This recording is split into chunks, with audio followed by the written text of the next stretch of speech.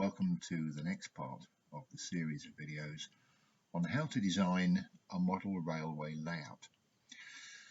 Now, this video is a little behind schedule. If you saw the last one, the segment right at the beginning explains that I've been somewhat consumed by other things, and if you've been watching the channel, you'll know that the renovation of the house has begun, and included in that is the production of a shed in which to put a new layout. So there's a load of things going on, which means unfortunately that the schedule for this particular video has slipped somewhat, but here we are. Thank you for bearing with me. Now then, in this video what I'm going to do is to take those basic conceptual shapes, the I, the O and the P that we looked at in the last video, and to turn them into layouts. Now I'm going to show you that you don't have to have an enormous great big shed the size of a tennis court in order to produce a decent layout using I and O and P shapes. But I'm also going to show you how I worked up to the eventual design that I'm going to use in my new shed. So let's just go back to the beginning and let's remind ourselves of the IOP very briefly, and then I'll move on and we'll talk about actual layout designs. So here are the three basic shapes. Red is O, that's an oval. Yellow is I, that's end to end. And blue is P, out and back. So let's start to build up a basic layout using I and O shapes, so that we have end-to-end running with a continuous run in between. A favourite combination for both junior and more experienced modelers. At this stage, just the basic shape is drawn without any real concern for the eventual size of the project or the positioning of the various nodes that we intend to use. Now, as it happens, this particular layout is being designed with a junior in mind, and I've got a rough idea of the sort of size it's going to occupy. And in order to fit in the sort of things that I want, I've tweaked the oval somewhat so I can get some storage at the back there and perhaps a station in the centre. I had a feeling that we could put a hole in the middle of the board. The halt just adds a little bit of operational interest, and of course, who doesn't like a tunnel? So now, by introducing some storage sidings at the back of the layout on the outside and a station design in the middle, perhaps even a hole in the middle for the operator, and then making it all look pretty with some scenery, we end up with this final plan.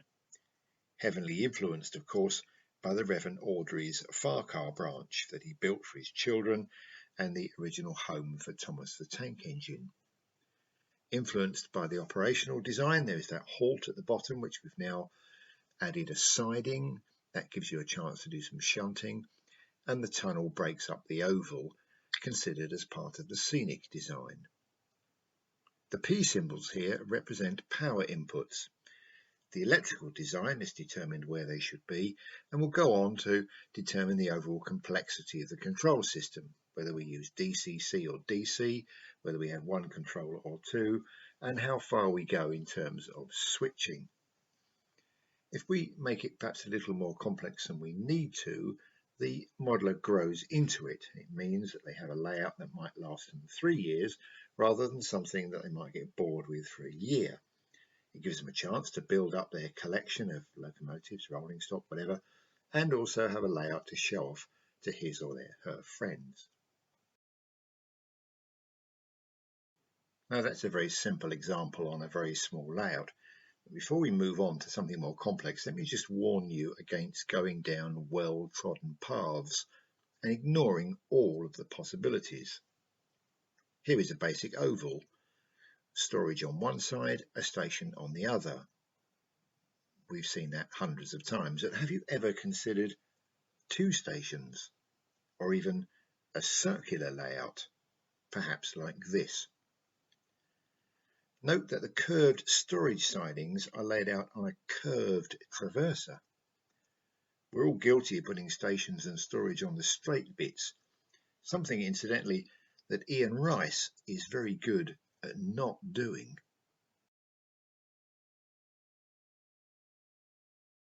Here's a variation on the same theme in a garage.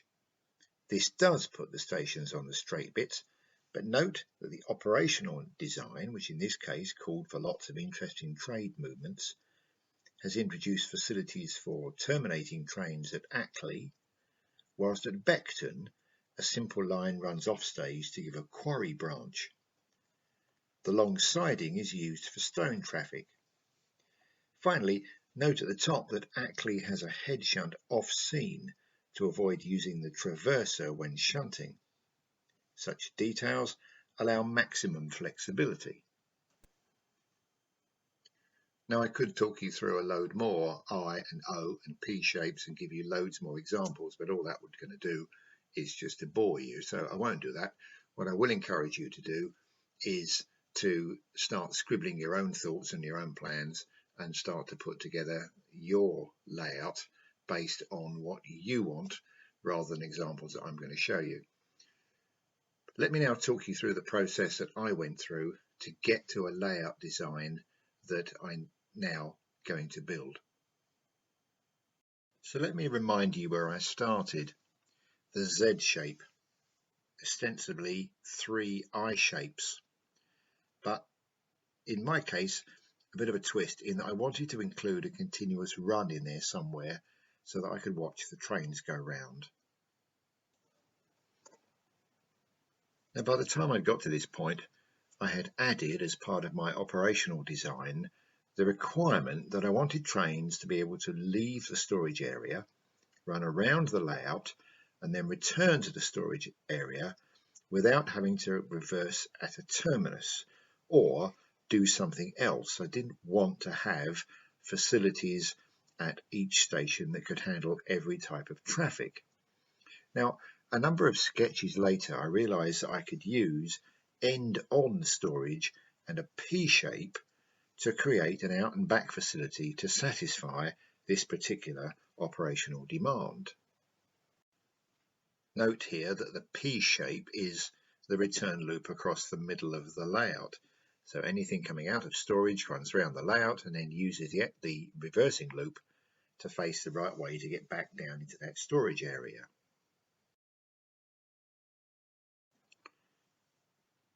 A terminus station could be incorporated with a spur from the central return line, facing this particular way so that trains can now run straight to storage or run around the layout before running into storage.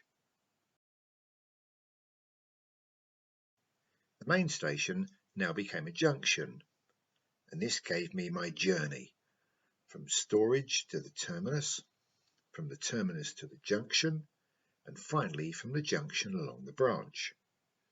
Now I know that that branch should really face the other way to create my classic Z shape, but this was a compromise I was prepared to accept. The final enhancement was the use of low-level return loop storage. In my case, a series of 10 loops, each holding 3 or 4 trains. Note here that the gradient of the green storage road falls sharply from the top right to middle left in order to get under the main line. By ending the storage loops in the bottom left-hand corner, I then have a long run from that point back up to layout height in the top right-hand corner. So the gradient for trains running uphill is a lot shallower than that for the trains running downhill. The other thing to note here is that I have settled on a layout that sits along 3 axes in the room, providing 2 operating wells. Here I've started to add in some track plan ideas. I've always liked the track layout at Lincoln Central, so here it is, modified to become a junction and sitting as my main station.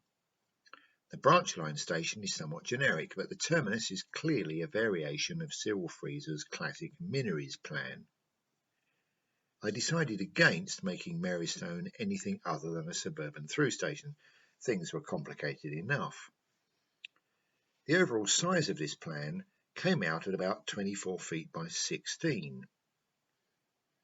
This actual plan went through about 20 changes in minor detail as it came together, small tweaks in track position, additional head shunts, and crossovers as the operational considerations kicked in. However, throughout the 3 years that this plan lived with me, the overall shape and the concept never altered. It was only when I started to consider the dangers of 2 operating wells and duck unders that I really began to reconsider the overall design. But the original delivered everything I wanted, although there were some serious snags, not least of which was the possibility that the train lengths would be restricted by the gradients involved and those low-level storage sidings. And so I went back to the conceptual design stage for another go. Storage to terminus, terminus to junction, and junction to branch. Having the branch in front of the storage area wasn't a great idea, and I wasn't at this stage quite sure how the terminus and storage fitted together.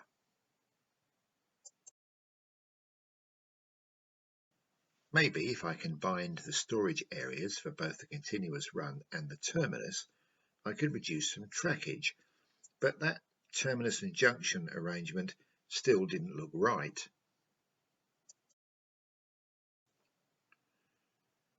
The solution turned out to be quite obvious. Go back to 3 axes, but have the central one now as a peninsula, American style. I could mount the 2 elements back to back and gain the advantage that with 2 operators, neither of them would be sending trains to themselves. Now note that at this stage I still have no idea how big this layout is going to be, what format the stations and other nodes are going to take. None of the details have been sketched in. All I'm doing here is playing with conceptual shapes to try to get my perfect layout. And in a few scribbles and a few uses of a rubber and a pencil, suddenly I now have something which I'm really getting excited about. If I go back to my vision and my wish list for my layout, this particular design ticks all the boxes. And suddenly here I had something that I was starting to get excited about. I could make my journey and I could start to see this layout coming together.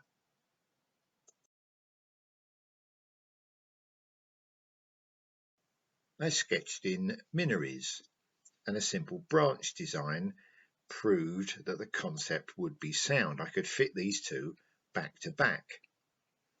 As far as the branch line is concerned here, note that the sidings face away from each other, so that despite their apparent proximity, shunting at one doesn't interfere with the other.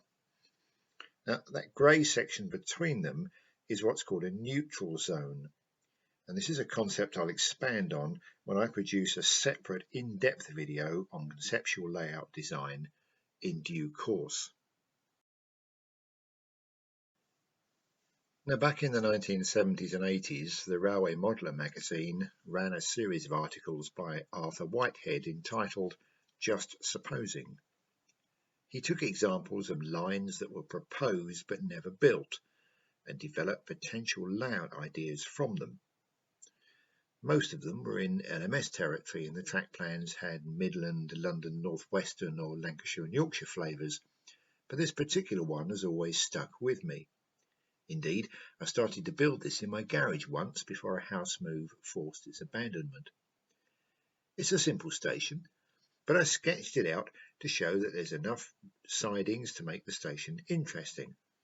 A branch loco shed, a factory, the ability to terminate mainline trains running from the left, all sorts of things going on here that made this a fascinating station. Now, I said earlier that storage had always struck me as being a key element of my final design, and having determined to keep everything on one level and lose those low-level storage sidings, I came up with this storage idea.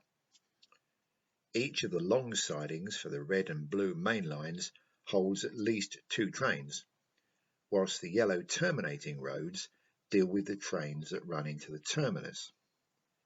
The brown line, left bottom, is a cartridge that I'm going to use for holding trains that only appear occasionally. Incidentally, the facing crossover on the main line, right over on the far left, allows trains from the red line access back into the yellow section so they can get back onto the cartridge. And that crossover is going to have to be off stage. On the far right is the complex of pointwork that allowed trains to be directed as required.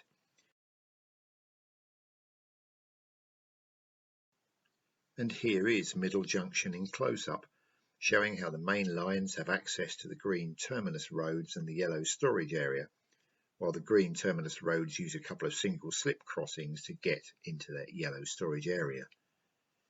The creation of the S shape in this junction made the use of these slips possible and actually shortened the formation substantially.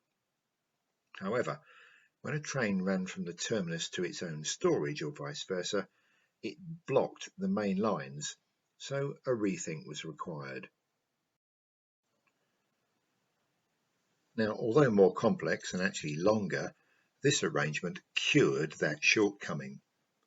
The mainline trains can continue whilst the terminus received or dispatched a train. Double track access to the terminus storage was dismissed early on. The layout is essentially a one-man operation, and I really couldn't envisage myself trying to deal with an arrival and a departure at the terminus at the same time. But what this arrangement did enable me to do was to deal with a train coming into the terminus or departing the terminus while still having trains running on the continuous main line. And so, by bringing all those individual elements together, I produced this plan. Again, this is version 20 odd something or other. It's gone through a few changes, but the overall concept has remained intact. The junction arrangement at the main station is much improved from the original, and that former wagon works on the left-hand side is now given over to the permanent way department. An additional lay-by gives added operational possibilities, whilst the looped platform on the left allows terminating trains and overtaking. It also gives a run round without encroaching onto the main line. Looking at the branch line, you can see that one station has now simply become a factory complex, and looking at the mainline terminus, a loco servicing facility has become more developed, given the fact that there could well be a more frequent train service than originally anticipated, and I was going to have some spare engines.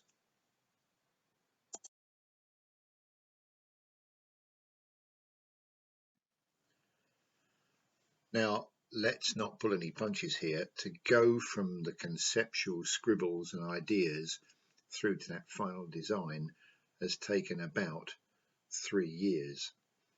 A lot of changes along the way, a lot of thoughts, a lot of input, a lot of leaving it on the desk and walking around looking at it for a couple of hours, just chewing over ideas, and that's fine. If I was going to build a small layout in the corner of a room, then I would still go through that process, but it would still be a lot quicker. All I've done, because the layout is so complex and because I want the perfect layout, what I've done is to stretch out each of the stages of the process. Now, one of the things that has been changed on that layout, and one of the reasons the changes have come about, is because I've gone through the operational design and the electrical design. And I said right at the beginning, you'll remember, that the track plan, the operational design and the electrical design actually inform each other and are informed by each other. If you change one, you're going to change something else. And that's what's happened. What I'm going to do on the next video is to talk about how that three-legged stool works, how the track plan, the electrical design and the operational design actually start to make changes. And I'll talk you through some of the changes and some of the considerations that led to some of the things on my track plan being different now to when I started. Until then, keep scribbling, Keep thinking, keep looking at ideas and scribbling your own thoughts down, and I'll meet you in video 5. See you soon.